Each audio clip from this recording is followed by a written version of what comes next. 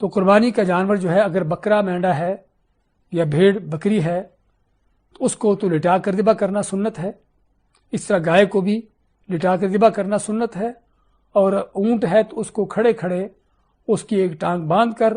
اس کی گردن پر جو ہے وہ کوئی چھری وغیرہ اس طرح کی چیز ماری جاتی ہے جس سے ذبح کیا جاتا ہے. تو جو جانور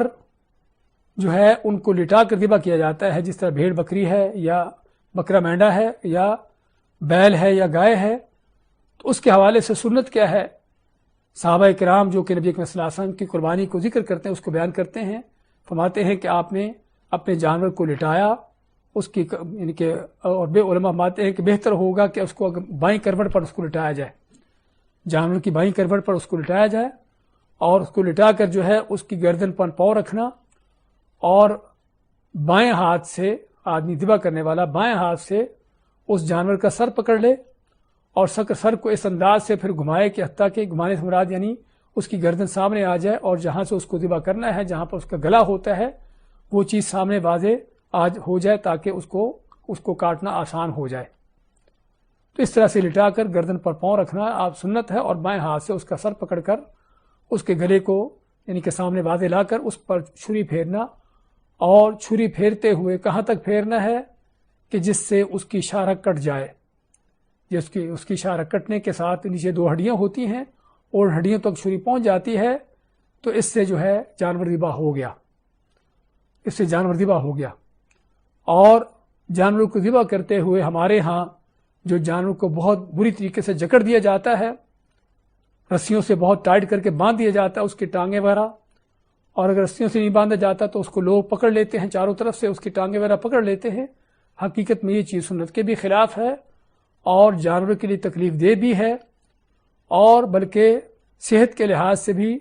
ایک مضر چیز ہے، طبی طور پر بھی ایک صحیح چیز نہیں ہے، کیونکہ نبی اکرم صلی اللہ علیہ وسلم خود اپنے جانور کو ذبح کرتے بغیر کسی اور کے تعاون سے، صرف اس کی گردن پر پاؤں رکھ دیتے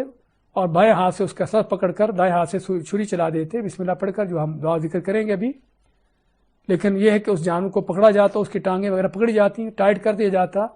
کہ جیسے کسی قیدی مجرم کو پکڑا ہوتا ہے.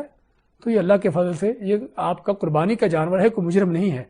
کہ جس کو اس انداز سے جو جکڑا جائے. تو اس میں طبی طور پر نقصان کیا ہوتا ہے کہ جانور اگر تو اس کی ٹانگیں وغیرہ کھلی ہوں تو حرکت ہوتی ہے، ذبح ہونے کے بعد حرکت کرتا ہے، ذبح ہونے کے ساتھ اس کا فائدہ یہ ہوتا ہے کہ اس کی رگوں میں خون جو ہے وہ تیزی سے باہر نکل آتا ہے. لیکن اگر جانور کو پوری طرح جکڑا ہو تو پھر جانور حرکت نہیں کر سکتا اور جس وجہ سے اس کا سارا خون جو ہے وہ باہر ہی نکلتا، کچھ خون نکل آتا ہے اور کچھ خون جو ہے وہ اندر رہ جاتا ہے. تو اس لحاظ سے یہ چیز جو ہے سنت کے خلاف ہے کہ جانور کو جکڑا جائے، اس کو اس انداز سے ٹائٹ کیا جائے. ہاں اس حد تک پکڑنا ضروری ہے کہ بھاگ نہ جائے، اٹھ نہ جائے، لیکن اس سے مزید کہ اس کو اچھی طرح جکڑ دینا، یہ چیزیں جو ہیں سنت کے بھی خلاف ہیں اور طبی طور پر بھی یہ چیزیں جو ہیں صحیح نہیں ہیں.